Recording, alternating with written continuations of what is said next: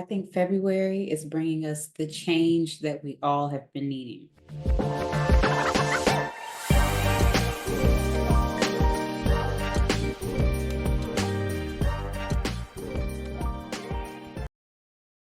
Hey y'all, it's your girl Jasmine, the owner of House of Chiron Astrology and Reiki, and I make the language of astrology digestible for all of y'all. So not only am I your favorite astrologer, but I'm your Reiki master, I'm your mental health professional, all the wonderful things. So if you are in fact new to my channel, welcome in, but go ahead and hit that subscribe button so you will not miss a beat. You will not miss any of the things that I upload because I do these every month. I also do new moon and full moon videos where I go deep into what the energy is bringing, as well as giving readings for all 12 signs in those readings. I also post little short videos throughout the month. There's a lot of good stuff here, okay? And in the month of, well, not the month, but the year of 2024, I had vowed that I'm going to start giving y'all new things. I'm going to start doing other things. You're going to have some Reiki stuff coming out and just some stuff, okay? All right. So, now, with that being said, if you are returning, welcome back. I hope January was good to you because we are now embarking on February. Okay. At the time of you seeing this, it'll probably be the very beginning of the month, maybe the first week of February, or maybe the second week. Who knows? I don't know. But because it's coming out a little late. So, reason why it's a little late is because I was sick the last 2 weeks in January and I got behind on all my things because I was taking care of myself. I was resting, I was drinking fluids, now I am because I got my new TikTok cup. But yeah, so I was taking some time to not do anything as much as possible because I'm still in grad school, so the show must go on. There's been a lot of transitions and changes in my life, and so maybe I'll start another video or another series about like my life updates or something. I don't know. If y'all are interested in my life, I don't know if you are. But, leave a comment. Maybe I'll listen to you all on that if you say, yeah, let's do it. All right. So, anywho, let's dive into the month of February's astrology energy because that's what you are here for. Okay. So, February 2024, the astrology scene is going to be bringing like a fresh vibe to us, right? So, Mercury is going to be moving into Aquarius, kind of stirring up some creative thinking. That also might bring in some clashing with some things that are already existing. Then we have a new moon that happens on February the 9th, and that's in Aquarius. And then Mars is going to be joining Aquarius February 13th. We have Venus entering into Aquarius on February the 16th. So there's a lot of things going on. Not to mention, we have our Virgo full moon that happens towards the end of the month. And so that's going to be emphasizing practicality. Okay. So with that being said, let's just dive right on into the energy for the month of February. And we're going to first start off with Mercury entering into Aquarius on February the 4th until February the 23rd. So Mercury tends to stay in a sign anywhere from 3 to 4 weeks, unless it's retrograde, then of course it's longer. But typically it's about 3 to 4 weeks. So as Mercury is entering into Aquarius, it's the realm of innovative thinking and humanitarian ideas. Our mental shift is going to be happening during this time. So, communication, any type of correspondence, all the things that Mercury rules. So, these things are going to be taking on an air of detachment and objectivity, right? So that way we can foster an open minded kind of approach to things. Now, also, while Mercury is in the sign of Aquarius, it's not only going to start squaring those fixed signs towards Leo and Scorpio, it's also going to be coming into an exact conjunction with Pluto that just recently moved into Aquarius on February the 5th, right? So, this is going to be adding some depth and urging us to kind of dive into profound insights on several different things, depending on where Aquarius is in your chart. Okay. And like I mentioned, it's going to be squaring those fixed signs. So tension might arise with the fixed signs during this time, especially in the realm of communication and ideas, right? So it might be a bit of challenges with things that have already been set in place or established, and we might be challenged to see things a little differently or to kind of think outside the box or to shift or to pivot something because we want this thing to happen in this way. So you might have some challenges that kind of happen with that over the next 3 weeks, especially the fixed signs. Okay. Now, moving on February the 9th, we have the new moon at 20 degrees Aquarius. So it's a lot of Aquarius energy, a lot of change, a lot of innovation, a lot of shifting. That's what's happening for the month of February. Okay. And this new moon is the fresh start to that, right? So a fresh start in the realm of friendship, community, innovation, all the Aquarian kind of rule things, being quirky and, yourself, your sense of autonomy, all of that. So also keep in mind that this new moon is going to be making a square to those fixed signs as well, right? So that's Taurus, Leo, and Scorpio. So it's going to be squaring Uranus that's at 19 degrees Taurus. So it's off just by 1 degree, but it's still a square by a degree, right? So it's going to be making that challenging aspect to Uranus. And Uranus is all about disruption and, breakthroughs and liberation and change and whatnot, all the Aquarius kind of rule kind of energies. That's what Uranus rules. So it's in the sign of Taurus, and Taurus is all about like our finances and relationships and the things that bring us stability and comfort and pleasure. And so that square off to Uranus from this new moon is going to be heighten that unpredictability that can come with Uranus, right? So this is pushing us to unconventional approaches to the things that we're setting in place, right? New moons are a time to set our intentions. So we're setting these intentions for the next 6 months to a year ahead in the Aquarius ruled area of our charts. And so it's telling us to think outside the box, do something different, push against the status quo in order to have something that you've never had before. You must do something that you haven't done. It's that kind of energy. Now, also keep in mind that Aquarius is ruled by both Uranus and Saturn. So the co-ruler Saturn is currently sextiling with Jupiter, right? And so this is a suggestion that we might need to find a balance between discipline and expansion, right? Because we might want more, but more doesn't always mean better. So more also doesn't provide long term, or longevity or stability either. Okay. So kind of keep that in mind. That might be something that come down the pipeline. Now, I'll go into more detail about this new moon as well as the full moon in separate videos. So just keep watch of that. You, like I said, go ahead and hit that subscribe button because you do not want to miss any of those videos that I may post and share about any of this. Okay. Now, moving on, another planet moving into the sign of Aquarius. Okay, so things about to get real weird. Okay, Mars is entering into Aquarius on February the 13th until March the 22nd. So Mars's entry intensifies this Aquarian energy that we have, right? So we have Mercury there. We just had the new moon there. And it's kind of like now Pluto is there also. So it's like intensifying all this energy, and the sun is still currently in the sign of Aquarius during this time. And so is emphasizing independence and progressive action.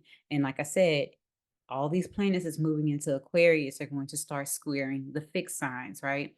And so it's going to be squaring the Taurus, Leo, Scorpio energy and making conjunctions with Pluto and all the other existing planets that are in the sign of Aquarius. Now, also, that conjunction to Pluto is happening on Valentine's Day, right? So Pluto is there in the sign of Aquarius. It's sitting in 0 degrees. And so it's bringing the transformative dynamics that's necessary right now. Like we're looking for a change. We're looking to push into something innovative that we haven't experienced before. And so there's going to have to be a kind of crumbling effect. We're going to have to let some things go in order to invite more. And keep in mind that Mars is also going to be making that square to Jupiter that's in Taurus. And this is a call for cautious optimism, right? Because a square to Jupiter doesn't necessarily always manifest in the way of like a normal square would to like just say a malefic planet. However, what Jupiter squares can do is create excessiveness or maybe even overwhelm. So you might have too much. You might bite off more than you can chew. You might have, not necessarily banked on as much as you're receiving. So kind of finding that balance between assertiveness and restraint, right? Knowing what requires your action, what requires your attention, what requires your energy, and what doesn't, where you need to fall back on certain things because it might put too much on your plate. So just kind of be aware that Mars square Jupiter can also bring a bit of like impulsiveness. Okay.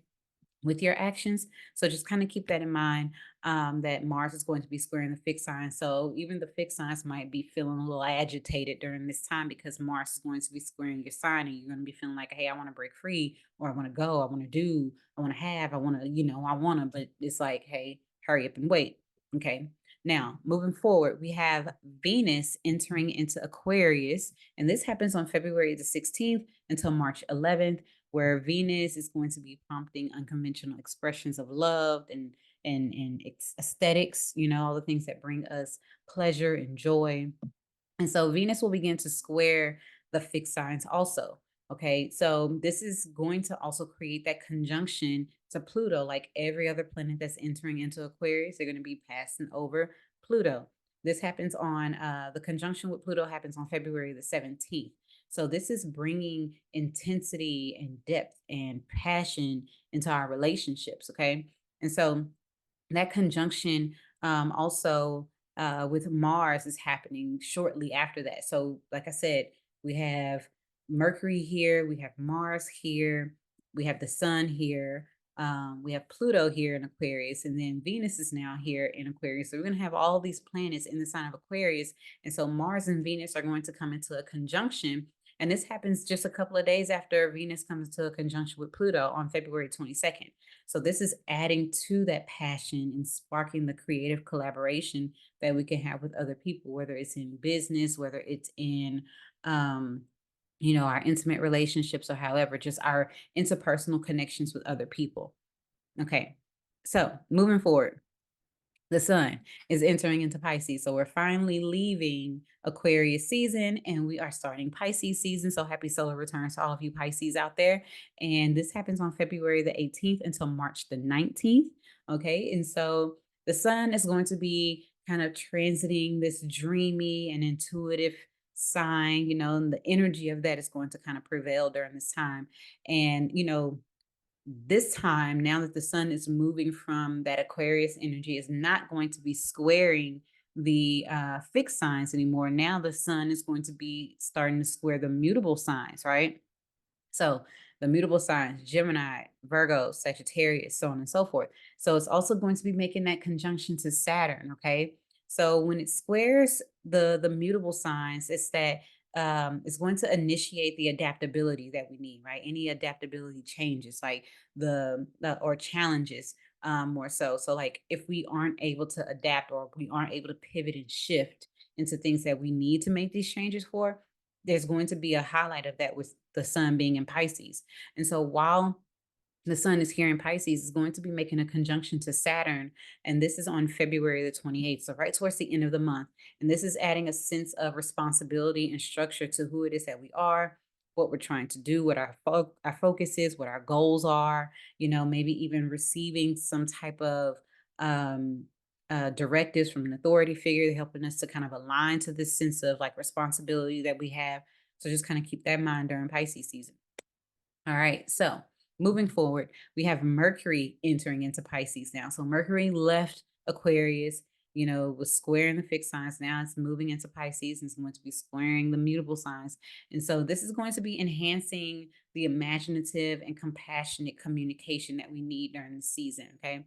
So squaring the mutable signs, Mercury is going to begin to create challenges with those existing plans and ideas and other details that we have been kind of like focusing on and trying to tend to. Now, a Mercury cazimi is also going to happen. So this is when the sun and Mercury come into connection. And this happens on February the 28th. And this is intensifying introspection, right? Because Mercury in Pisces is all about the intuitive worlds, our internal world, our internal capacities. So it's going to be intensifying the healing and the creativity and, compassion and all those things.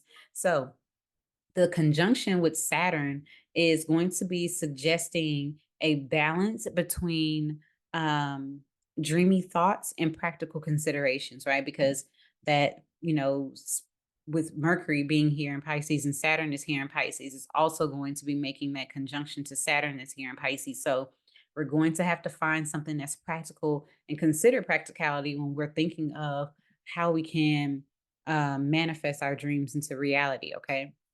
Now, last but not least, let's get to this full moon at 5 degrees Virgo. This happens on February the 24th.